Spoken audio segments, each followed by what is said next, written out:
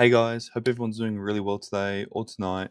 I wanted to make a quick video on why education and advice around personal finance is, and it's crazy to say this, but is really underrated. Just because so many people think that they can kind of, um, you know, I guess get by without, really kind of create something special without actually, or sorry, only using TikTok and kind of books and other material, which is great to start off with. But I mean, if you're going to really build something special, something really grand, the fact that you're only relying on these sources, maybe it's TikTok, maybe it's a relative saying, oh, you should buy in XYZ area. This is great for, I guess, starting out and maybe producing something small, but getting really up there and building something really special takes a lot of work, effort, and having the right team around you and having the right education to back that up. So I'll get into exactly why I believe this is the case and why a lot of people don't they kind of miss this part and think that they can just do everything by themselves. When the reality is, it's always a team effort to build something big, whether it's a business, whether it's millions and millions worth of investments, whether it's a family, whatever it is, it's always a team effort. So that's kind of what this video is about. Now, just as a little bit of a base right here, many people actually don't really, I guess, care too much about education or get advice. And look, that might just be because people don't know where to begin. Investing is quite scary. I know, initially for me it was really scary. But even if they do know, where to start, maybe they've listened to someone online. It's really then how do you take that next step? And you might again be able to purchase a book or maybe speak to someone and be able to organize that. But it's like, when does that stop? Because there will come a point where you hit a roadblock, whether it's, for example, with mortgages, whether it's serviceability, whether it's, tax structures to optimize, whether it's, being able to, get access to new markets, maybe internationally that you couldn't have otherwise yourself, that produce maybe better yields or better returns, whatever it is. um, you know, there will be a roadblock if not already. For some people, there's a roadblock from day dot, and then they might seek advice or they might educate themselves, etc.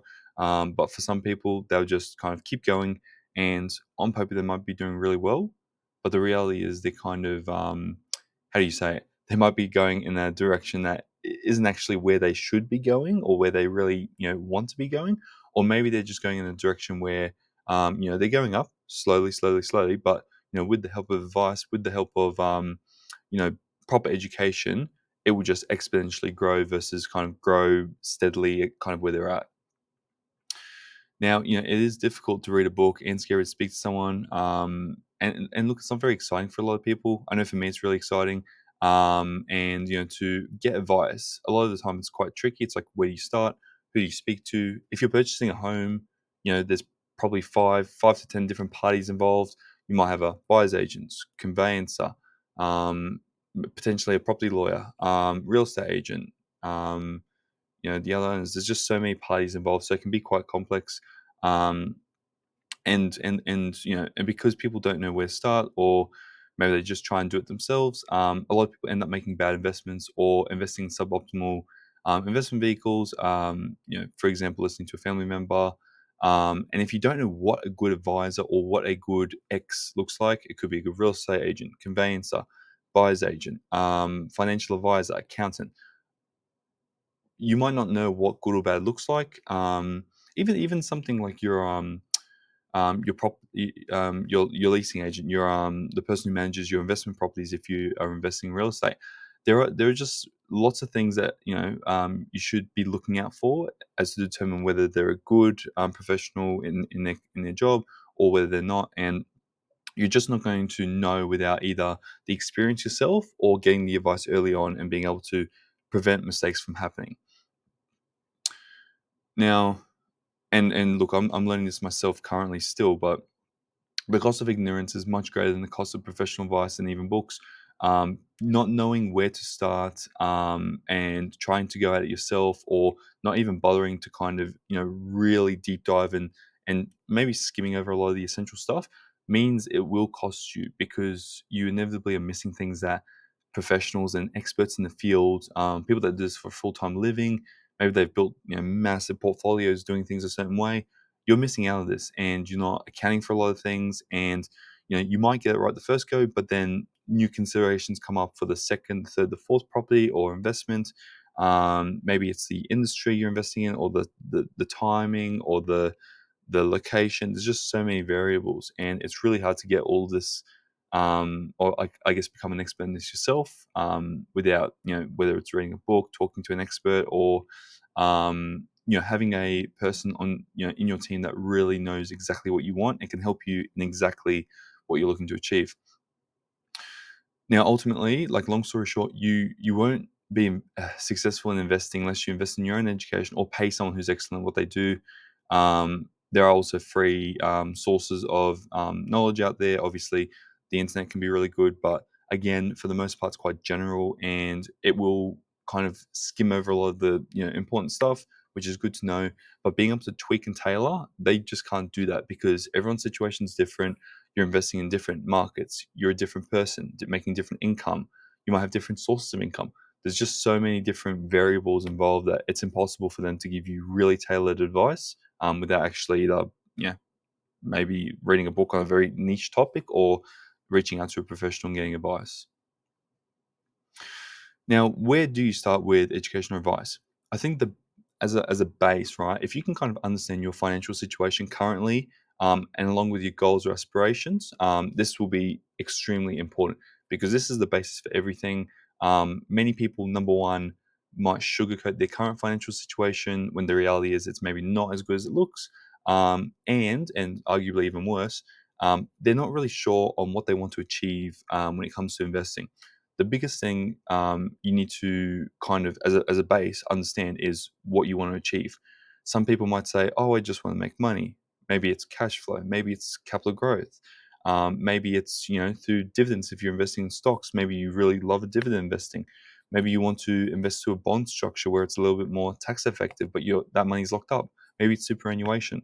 There's just so many variables here that it's to just say make money is really tricky. You can make money a lot of different ways. There's not one way to do so.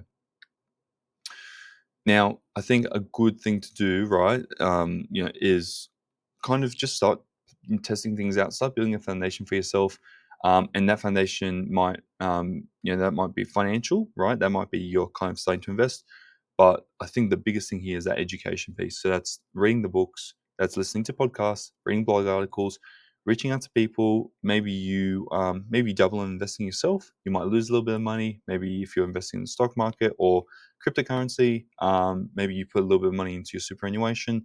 Whatever it is, start building a foundation for yourself, and start really understanding the basics of investing, and get those things out of the way. They're fairly easy, although at the time they're a little bit tricky for me.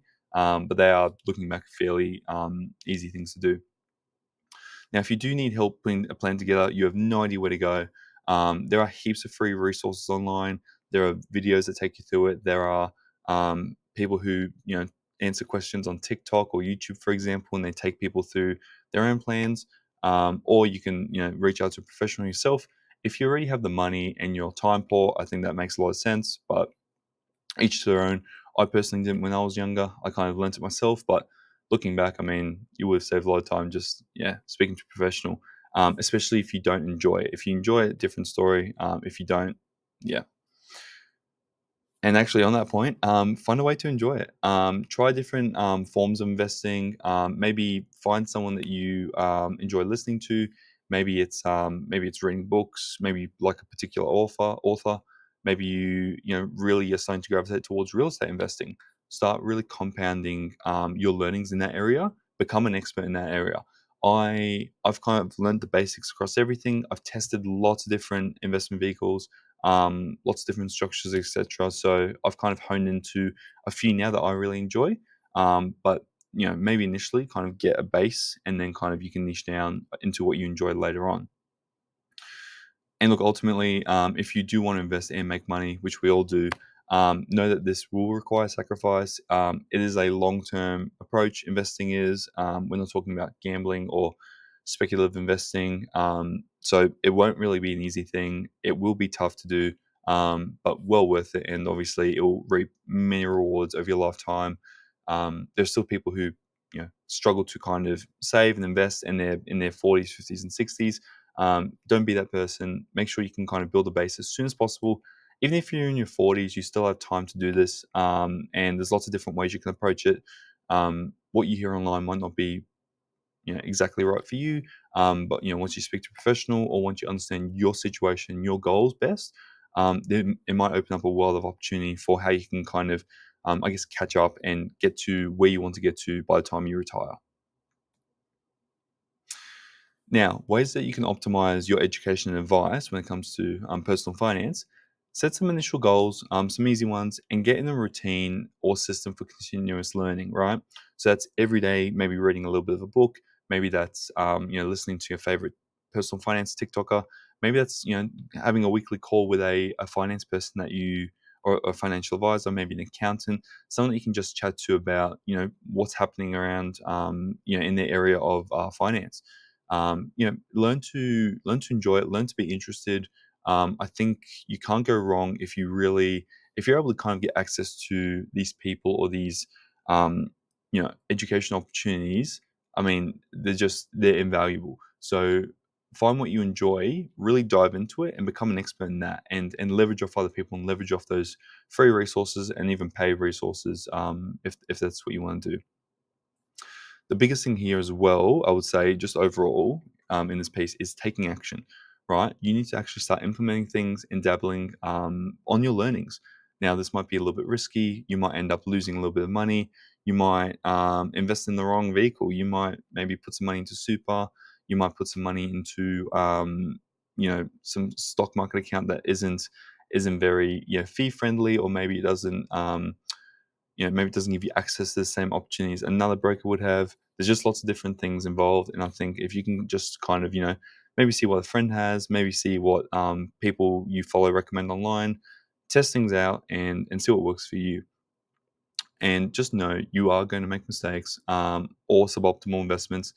I've lost money in investments before. I've also made a lot of money in investments, and it really is just a game of learning and implementing new learnings, and I guess optimizing over time. Just rinse and repeat, and then optimize. Keep further optimizing over time, and that's just how you're going to absolutely explode and kill it. There will come a point as well, like ultimately, like I mentioned earlier on in the video, you will need to reach out to an expert, whether it's something around tax. Maybe it might cost you $2,000 to talk to a professional, and you're spending $20,000 a year on taxes extra versus having a tax professional kind of optimize your situation. Cases like this are a no-brainer. You might run into a serviceability problem where, for example, you're not able to get out more mortgages, and in that case, you might look at trusts or a company structure as well.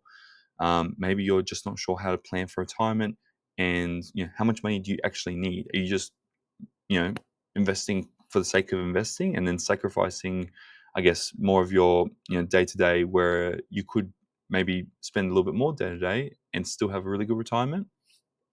Lots of these, I guess, considerations that people don't look at initially and maybe shouldn't, but will ultimately need to at some point in their life if they actually end up being successful with investing. And the final point here, right, is that learning and growing your education will be a lifelong journey. So find a way to enjoy it. I've said that a few times, but it is really key because ultimately, this is something that, and a lot of people don't say this, but this is really, really key to having a good life. Money is important, especially in places like Australia, like America, where things are expensive. House prices are, way outpacing wage growth, and it's just expensive to live it. It's expensive to rent. It's expensive to eat food. We're lucky enough, for the most part, that we don't have to spend too much to go to the doctors. But in some countries like America, it's very expensive to go to the doctor. So there's just so many reasons why investing is not even optional anymore. It's a necessity. Everyone needs to invest, and the people that don't, aren't really even like behind. They will, yeah, they will just get eaten up essentially. And the people that invest at a decent amount will kind of maintain, and those that really kind of optimize and double down, they're the ones that are going to excel, in 2025 and forward. So hopefully you guys have enjoyed the video. If you have any questions, let me know down below. Otherwise, I'll see you guys in the next one. Peace.